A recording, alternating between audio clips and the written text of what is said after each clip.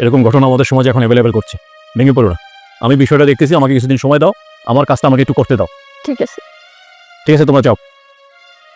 আর এই শোনো, আচ্ছা ওই যে তোমার জামাইয়ের একটা ছোট বোন ছিল যে ওটা বিয়ে দিছে যে আকাশের ছেলের সাথে না? হ্যাঁ বড় মিয়া। আচ্ছা ওই তোমার ননদের কোনো নাম্বার আছে তোমার কাছে?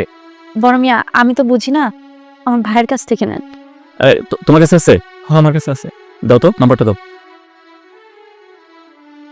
আচ্ছা ঠিক আছে, যাও তোমরা যাও। ঠিক আছে, আসসালামু আলাইকুম। ওয়ালাইকুম আসসালাম। কি গো শকুন ভাই? আরে ফিরোজ ভাই নাকি? হ্যাঁ তো কি অবস্থা ভাই? ভালো ভাই। শুনলাম আপনার বউর পেটে লাথি মাইরা বাচ্চা মাইরা ফেলাইছেন। আপনার কাছে খবর করলো কেনা? আরে ভাই আপনার শালার কাছে তো আমি শুনলাম। ওরে তো আমি কষ্ট রাখি না, আর ওর আমি ভাত খাবার কম দেই কন। এরপরে ভাই আমার পেছনে উল্টা পাল্টা কথা কয়, এর লিগে ভাই রাগের মাথা ধরে একটা মারি দিছি। আরে ভাই বর্তমানে আইন কানুন করা, যাই করেন একটু সাবধানে বুঝে শুনে কইরেন। ঠিক আছে ভাই। আচ্ছা আপনি কত টাকা নিয়ে রাখতে পারবেন একটু বলেন আমাকে। আসসালামু আলাইকুম বড় মিয়া। হ্যাঁ ওয়ালাইকুম সালাম। হ্যাঁ হ্যাঁ আপনি প্রাইসটা ঠিক করে আমাকে জানান, ঠিক আছে? আমি পরে আপনাকে ফোন দিব। হ্যাঁ কি সমস্যা? বড় মিয়া আমি একটা বিপদে পড়ে আছি আপনার কাছে। কি বিপদ? আপনি তো জানেন আকাশ মিয়ার পোলা সুজনের কাছে আমার বোনের বিয়ে দিছি। হ্যাঁ আমি সবই জানি, বলো।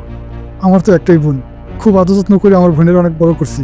সুজনেরও তো আমরা কম কিছু দেনি জানেন, তারপর আমার বোনের সুজন প্রতিদিন মারধর করে। আমি ভাই হয়ে কি আমার এই বোনের কষ্ট সহ্য করতে পারি বলেন? না, ভাই হইয়া বোনের কষ্ট কেমনি সহ্য করবা? এটা কি সহ্য করা যায়? কিন্তু এটা মনে ছিল না যে তোমার ঘরে একটা পরের বিয়ে এনে তুমি তাকে কত সুখে রেখেছো, তুমি তোমার বউয়ের পেটে লাথি দিয়া তোমার বাচ্চাটাকে তুমি মেরে ফেলছো। সেটার জন্য যারা একটা বাপ মা কষ্ট পায় সেই খবর কি তোমার জানা আছে? দেখেন বড় মিয়া, ওই দিন আমার ভুল ছিল না। আমি একজনের সাথে কথা বলতেছি, ও ভুল বুঝে উল্টাপাল্টা আমার সাথে ব্যবহার করতেছে, তাই রাগের মাথায় একটা থাপড় দিচ্ছি আমি। আমো তুমি কে দোষী আর কে নির্দোষী আমি সকল কিছু জানি। আমার এই অর্থ এলাকায় কোনো রকম থানা পুলিশ হোক, এটা আমি চাই না। আর এই যে তোমার বোনকে যে সুজন মেরেছে তুমি অভিযোগ নিয়ে আসছো না, তোমার বোনকে সুজন মারে নাই, আমি তোমাকে বোঝানোর জন্য এটা করেছি। তোমার যেমন তোমার বোনকে যখন আরেকজন আঘাত করে তোমার কষ্ট লাগে, তেমন তোমার ঘরে যে থাকবে, তোমার ঘরে যার একটা পরের মেয়ে আসবে, তাকে যখন তুমি মারবে তার বাপারও ঠিক এরকমটাই কষ্ট লাগবে। আমি এটা বোঝানোর জন্য আমি এই কাজটা করেছি।